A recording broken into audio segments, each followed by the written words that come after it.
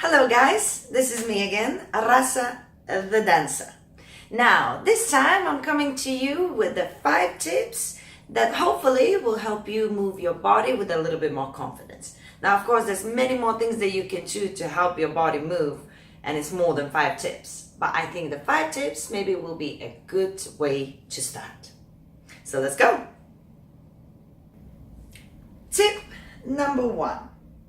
I recommend for you to stretch as much as you possibly can and as often. Of course, before any stretch, you have to do a little warm up. That doesn't mean you have to sprint for half an hour, but just to make sure that your body is warm, then you do your regular stretches. Stretches for the neck, you do your stretches for the shoulders, for your chest, for your core, for your legs. If you do your regular stretching, I promise you it will increase your body movement. A lot of the times you can't do specific body movement things because your body just physically can't. If you're not doing your regular stretches every day and you want to do something that you see on YouTube, your body might not just be able to do it. So at least 5-10 minutes a day, first warm up, then you do your stretches. And I promise you, you will find yourself in such a better shape and you'll be able to move your body much better. Okay guys, tip number 2, I hope this will be a good start for you. A lot of the time people don't know how to break down the body movement. So they start doing a lot of different things, it's a bit of a mess and nothing is really focused. So my recommendation for you is always think from up to down. So how can you move your body from up to down, different body parts, in one way? To start with, just one way. So for example, the top is my head, surprise. So the head, how can we move? The head moves through our neck, right? So then you can try one isolation. For example, side to side.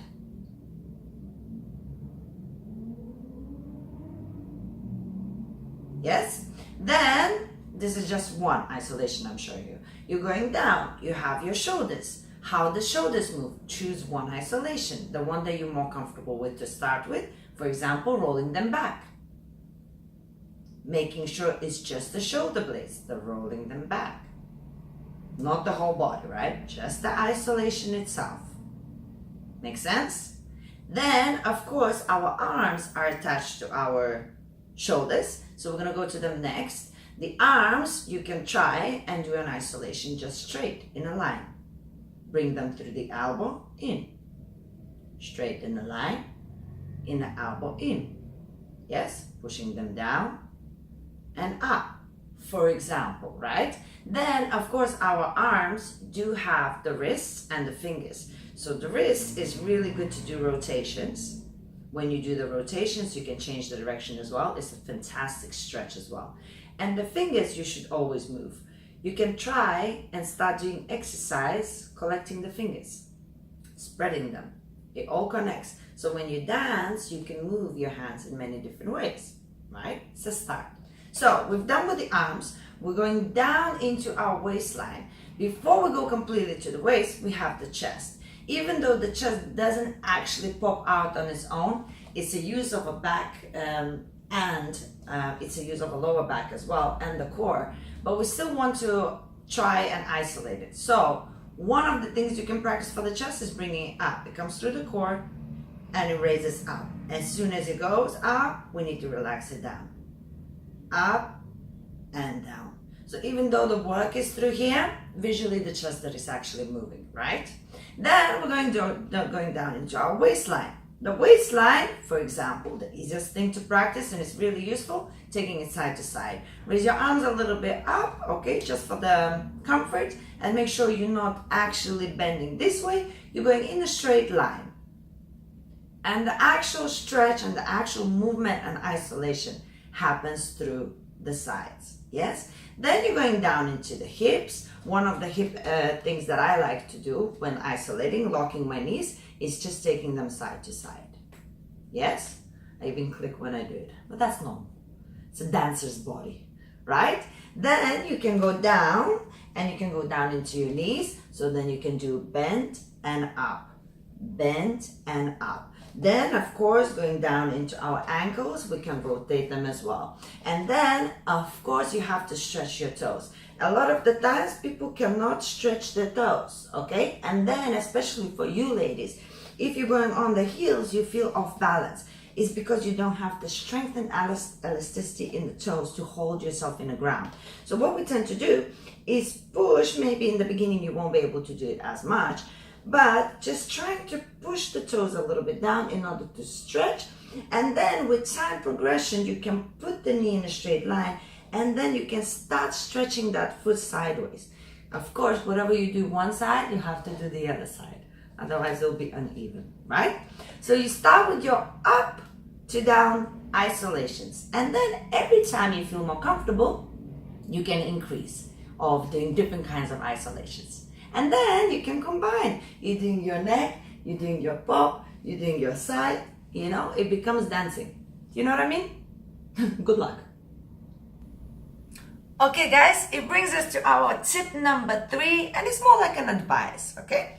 So, whenever you're practicing your body isolations, please do them slow first. A lot of people get overexcited with the motion and they start doing them really fast and rushing through them. But your body needs to recognize the information you're giving it to.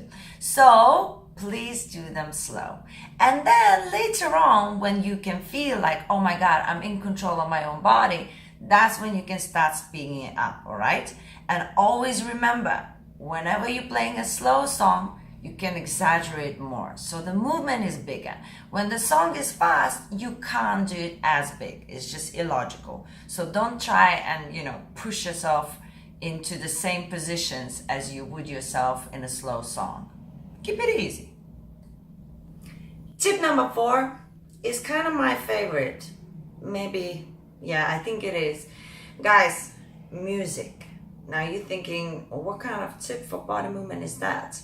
Well, everything I do because of the music. I hear music, it makes me feel certain things. Even if I'm not dancing and I'm doing exercises, I choose the music I like. If I am cooking or just getting ready to go out, I'm playing the music I like that sets me in a mood.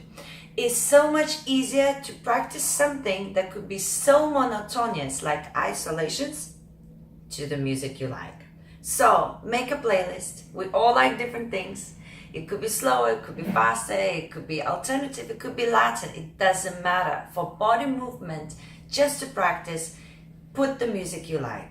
I promise you, you will feel so much better and you will want to do so much more than you would usually. So choose your music. Okay guys, here we are. The tip number 5, final tip is patience. Be patient. Body movement, it takes time. Just because you know something does not mean you can do it. Only practice and time, it actually progresses your body, right? However, I know how it is. We try, it's just not happening.